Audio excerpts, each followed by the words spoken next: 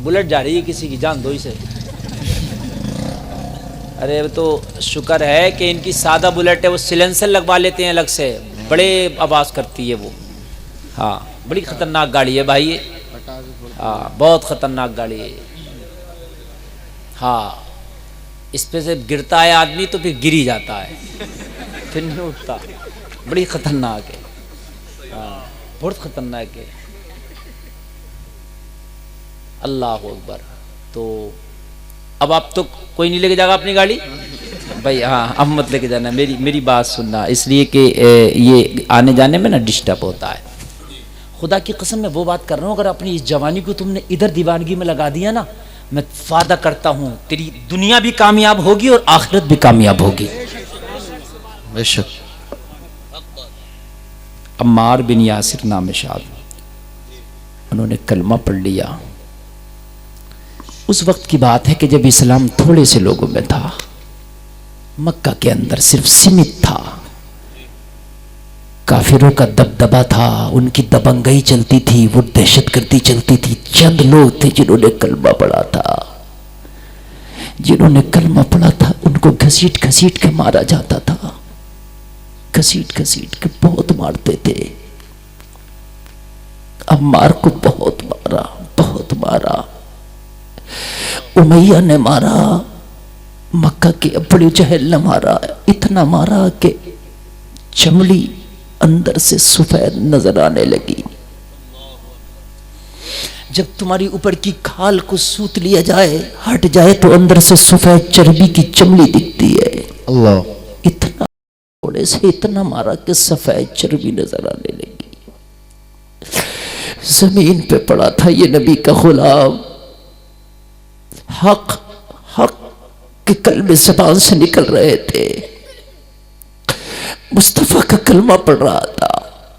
ये उस वक्त की बात है कि बिलाल ने भी कलमा पढ़ लिया था, मगर पता किसी को नहीं था कि बिलाल भी कलमा पढ़ चुका है।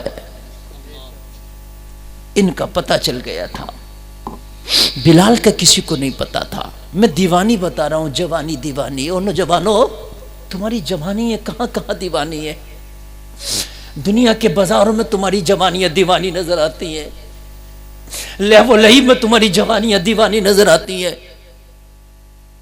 हराम कामों के लिए तुम्हारी जवानियां दीवानी नजर आती है, नाच गानों के लिए तुम्हारी जवानियां दीवानी नजर आती है। खुदा की कसम लानत है इन जवानियों पर जो अल्लाह उसके रसूल की मोहब्बत की दीवानी ना हो सके।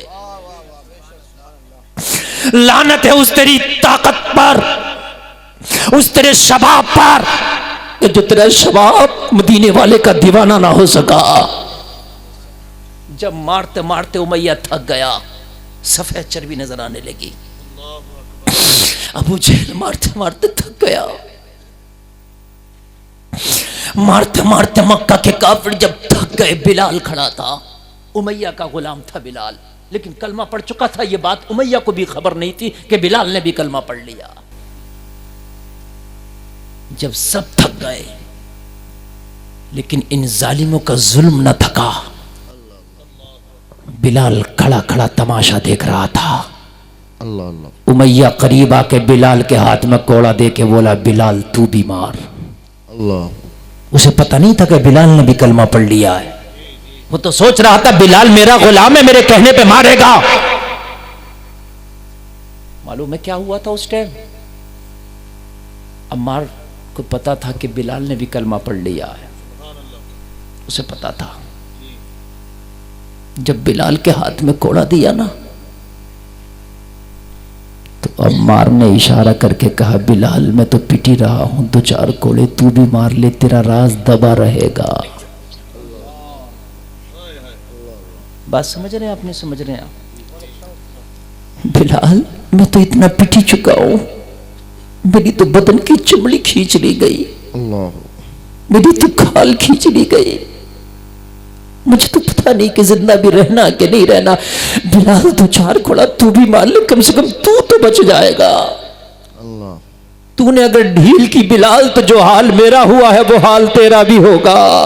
बिलाल मार ले, मेरी तरफ से इजाजत है। मैदान मैशत तक के लिए मैं माफी देता हूँ, बिलाल मार ले। इशारा किया, मगर जवानी दीवानी थी, इसके रसूल में बिलाल दीवाना था। बिलाल ने कोड़ा फेंका और कोड़ा फेंक के ऐलान किया, उमैया तू क्या समझता है कि मैं कोड़ा मारूंगा? अरे जो शराबे मोहब्बत इसने पी है उसी को तो पी के मैं दीवाना हो गया हूं। जो कलमा इसने पढ़ा है वही कलमा तो मैंने भी पढ़ा है।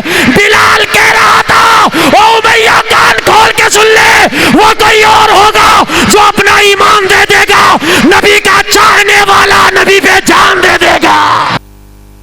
मालूम है आपको, मदीना शरीफ में एक औरत जंग के लिए तैयारी हो रही है, मेरे नबी सहाबा को ट्रेनिंग दे रहे हैं, जंग में जाना है। एक औरत आई, हाथ में दूध पीता बच्चा है, और करना चादर से ढका है। अगर कलेजा रखते हो तो जरा सुन लो, ढका है। आई, आके अर्ज करने लगी, आका कुछ कहना चाहती हूं। नबी ने फरमाया, फौजी कैंप है, फौजी ट्रेनिंग हो रही है, सहाबा को जंग की तैयारियां करा रहा हूं। खातून तेरा क्या काम है? अर्ज करने लगी, आका कई जंगों में मेरे घर से हिस्से लिए गए हैं, जब जंग होती है तो मेरे घर से हिस्सा लिया गया। एक जंग में मेरा शौहर हिस्सा लिया था, आका गया था लेकिन वापस नहीं आया। इसे कहते हैं जवानी दीवानी। या रसूलल्लाह फिर जंग हुई, मेरा एक बेटा जवान था, उसने हिस्सा लिया, गया लेकिन वापस नहीं आया, शहीद हो गया। आका फिर जंग का नक्कारा बजा, मेरा दूसरा बेटा होशियार था, वो भी गया। या रसूलल्लाह फिर वो वापस नहीं आया। अल्लाह,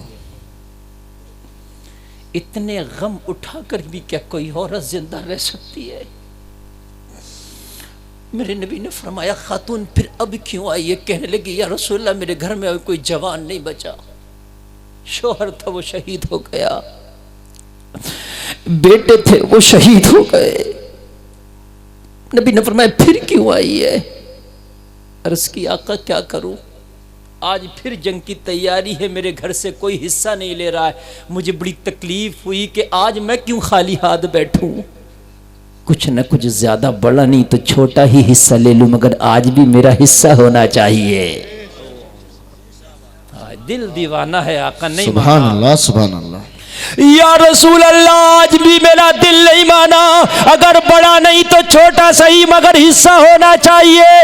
नबी ने फरमाया, क्या हिस्सा लेकर आई है? अर्ज किया, का शौहर शहीद है, जवान बेटे शहीद है, एक मेरी जिंदगी की आखिरी कली, मेरा आखिरी चमन का फूल, ये मेरा दूध पीता बेटा है जो मेरी गोद में है, मेरी जिंदगी की आखिरी कमाई है, इसे जंग में अपने साथ ले जाओ। बड़ा हिस्सा ना सही, छोटा ले लूं, लेकिन हिस्सा लेना चाहती हूं। मेरे नबी ने फरमाया, ओ खातून दीवानगी भी किसी हद तक ठीक होती है। ये कैसी दीवानगी है? तू जानती है कि जंग में बच्चों का कोई काम नहीं, मगर दीवानगी तो दीवानगी है ना। हाय हाय, इसको कहते हैं दीवानगी। अर्ज करने लगी, आका वो मैं भी जानती हूं कि बच्चों का कोई काम नहीं जंग में। नबी ने फरमाया, तू जानती है जंग में घोड़ा दौड़ाना पड़ता है, जंग में तलवार चलाना पड़ता है, जंग में जख्म खाना पड़ता है, जख्म में तीर खाना पड़ता है, और मैदान जंग में तुझे पता है दुश्मन को वार रोकना भी पड़ता है, वार करना भी पड़ता है। बेशक तेरा बेटा इन सारे कामों में से किसी काबिल नहीं, तेरा बेटा तो इस काबिल भी नहीं कि जब जंग चल रही हो तो जख्मियों को ला करके पानी भी पिला सके। लेकिन दीवानगी तो दीवानगी होती है। नौजवानों, मुझे अफसोस होता है तुम्हारी दीवानगियों पर। तुम्हारे हाथों पे टैटू बने, तुम टैटू के दीवाने होकर रह गए। अरे अजीब है, कितनी सस्ती हो गई है तुम्हारी दीवानगी, कितनी सस्ती हो गई है। एक कोई फैशन आया कपड़े का, तुमने वो अपना लिए, कितनी सस्ती तेरी दीवानगी हो गई। नौजवान तू इतना सस्ता नहीं था कि बाजारू कपड़े पे तेरी दीवानगी बिक जाती, बाजारू टैटू पे तेरी दीवानगी बिक जाती, बाजारू और बॉलीवुड की बालों की कटिंग पे तेरी दीवानगी बिक गई। अरे कितनी सस्ती है तेरी दीवानगी। अरे ये दीवानगी दुनिया के लिए ना रख, मदीने वाले मुस्तफा के लिए रख ले। ये दीवाना भी कीमती हो जाएगा, ये दीवानगी भी कीमती हो जाएगी। जिंदाबाद जिंदाबाद माशाल्लाह। ये दीवाना भी कीमती हो जाएगा, ये दीवानगी भी कीमती हो जाएगी। मालूम है तुझे?